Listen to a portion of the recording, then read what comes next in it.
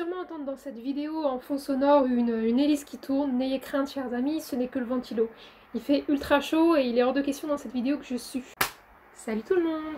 Je vous reviens, je viens de finir il y a quelques minutes le dernier roman de Gilbert Sinoué, Le Faucon, et je ne vous cache pas que j'ai terminé ce livre les larmes aux yeux. Pour parler rapidement de Gilbert Sinoué c'est un spécialiste du monde arabe. Il a tendance à prendre des personnalités qui ont marqué l'histoire du monde arabe et en les mettant en lumière, en humanisant un peu ces caractères-là, en leur rendant une certaine humanité. Donc je vais vous parler de ce que j'ai lu de lui, de ce qu'il a écrit et de ce qui m'a plu. Et en l'occurrence, dans ce dernier roman qui s'intitule Le Faucon, il parle du Cheikh Zayed. Donc le Cheikh Zayed, c'est le fondateur des Émirats Arabes Unis tels qu'on les connaît aujourd'hui. C'est aussi ça a été un des dirigeants d'Abu Dhabi. Et Gilbert Sinoué a fait le pari de mettre en lumière cette personnalité qu'on connaît peu finalement. Même pour avoir été à Dubaï à plusieurs reprises, je ne m'étais pas spécialement intéressée au personnage. Il faut savoir que je pense, comme la majorité d'entre vous, j'ai des a priori en fait sur ces personnes-là, sur les personnes qui sont très riches de toute façon de règle générale. Et quand je dis très riches, c'est des fortunes qui se transmettent de génération en génération. C'est pas des personnalités, en tout cas c'est pas forcément des destins qui m'intéressent. Là, en l'occurrence, Gilbert Sinoué a fait le travail de faire parler l'homme, ce visionnaire finalement, et mettre en exergue sa vision qui est loin d'être celle que je pouvais penser de lui, c'est-à-dire très individualiste, à la recherche de l'argent. Bien loin de là, c'est quelqu'un qui pensait loin, qui pensait peuple en fait, qui pensait communauté, qui pensait à élever son peuple avant ses propres intérêts, qui a fait de Dubaï des Émirats ce qui sont aujourd'hui, de grandes métropoles, en partant de rien, en partant du sable du désert. Donc c'est vraiment, il a pris ce pari risqué de se dire ok, à l'instant T, on a du pétrole, on ne sait pas combien de temps ça va durer, mais quoi qu'il en soit, je ne veux que ma communauté, que mon peuple ne manque de rien, que ce soit maintenant ou dans les générations à venir. Donc il a misé sur les institutions, les hôpitaux, les écoles, les musées, etc. Tout ça, il les a fait jaillir de terre, jaillir du désert, jaillir du sable. Il a réuni les Émirats, il a fondé les Émirats tels qu'on les connaît aujourd'hui. Et puis il y a aussi, j'ai pas envie de vous raconter toute l'histoire, mais il avait une éducation très fraternelle.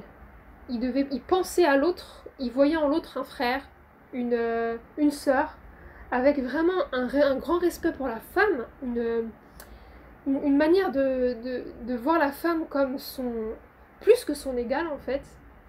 Vraiment, plus que ça, vraiment, il y avait un amour véritable pour la femme. Et j'ai été très très émue par le personnage. Comme toujours, j'ai souligné des passages qui m'intéressent. Du coup, je vais vous lire un passage qui m'a vraiment émue. J'ai profité de mon passage en Inde pour aller à Agra, le palais de la couronne ou Taj Mahal. Le dôme central était entouré par 4 minarets, identiques, qui s'inclinaient vers l'extérieur de telle sorte qu'en cas de tremblement de terre, ils s'écroulent dans la direction opposée au tombeau. Comble du raffinement, les couleurs de l'ensemble variaient tout au long du jour et de la nuit afin de rappeler, affirmait le guide, les changements d'humeur, rose à l'aurore, éclatant de blancheur à midi, doré au couchant, mystérieusement lumineux sous la clarté lunaire. Que ne fait-on pas au nom de l'amour? Lorsque nous aimons, Dieu n'est pas dans notre cœur, nous sommes dans le cœur de Dieu. Ça vous donne envie de lire ce livre.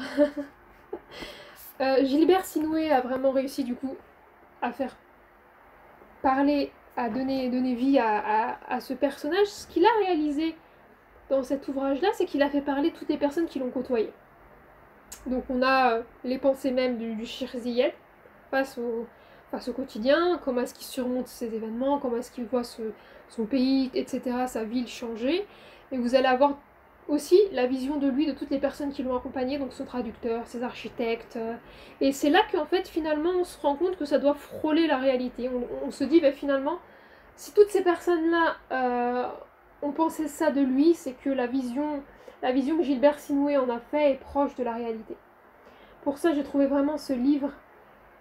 C'est ces livres-là, en fait, quand, je sais pas, vous avez des projets que vous vous sentez pas bien et vous vous ruez vers des livres de développement personnel, pardon, qui n'ont pas de sens, je pense qu'il vaut mieux se plonger dans ces livres-là, dans la vie de ces personnes-là qui, avec des vraies valeurs, ont fait changer les choses. Ça vous rebooste, je vous jure, je me sens super boostée en fait. Génial. Dans la même veine, enfin, je vous disais que Gilbert Sinoué était un spécialiste du monde arabe et qu'il aimait faire ressortir des personnalités de ce monde-là pour les mettre en lumière, raconter leur parcours, raconter leurs inspirations, ce qu'ils sont devenus. J'avais adoré, je crois que c'était celui qui est sorti en 2017, je l'avais lu en 2018 je crois, Averroès Ibn Rushd, ou Le secrétaire du diable. Comment vous dire, on est en 1109, on est à Cordoue, entre Cordoue et Marrakech. Et on vacille entre ces idées révolutionnaires qu'avait Averroès, qui était un grand philosophe, juriste. Et on va se retrouver vraiment dans sa vie, mêlée entre ses histoires d'amour et son travail juridique, les commentaires qu'il a fait d'Aristote.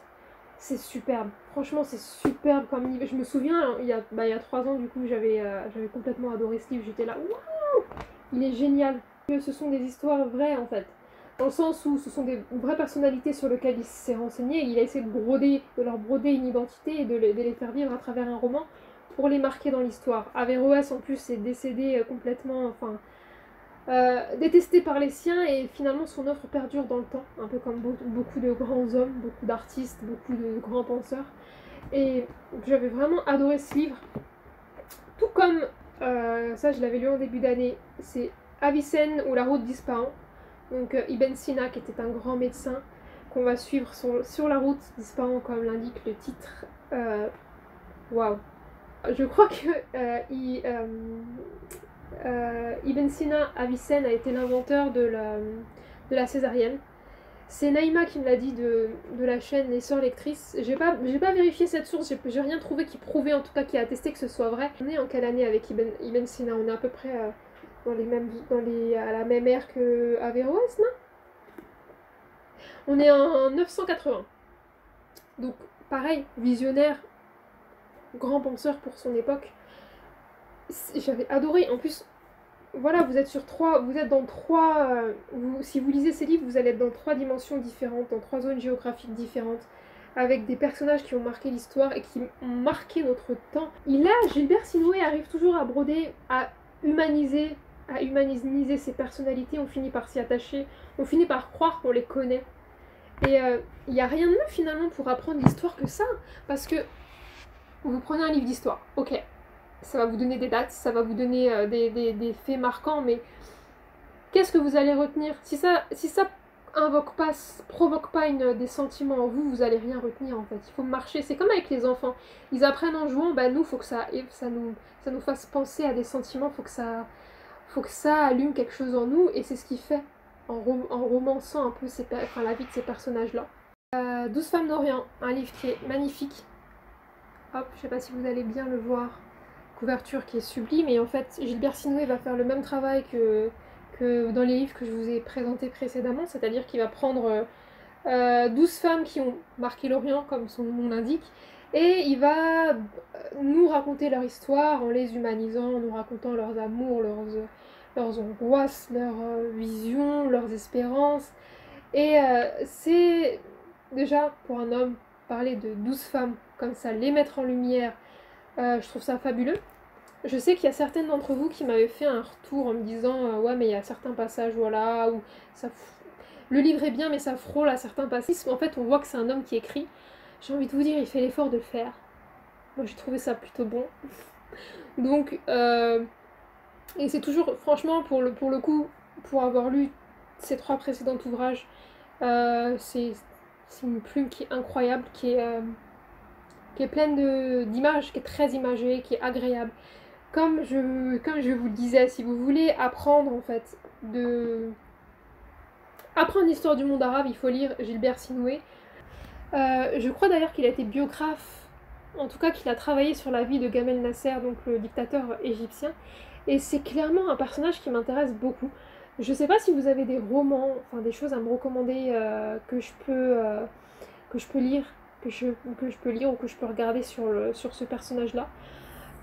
N'hésitez pas, dites-le moi en commentaire ou contactez-moi en DM. En tout cas, je suis très preneuse du sujet.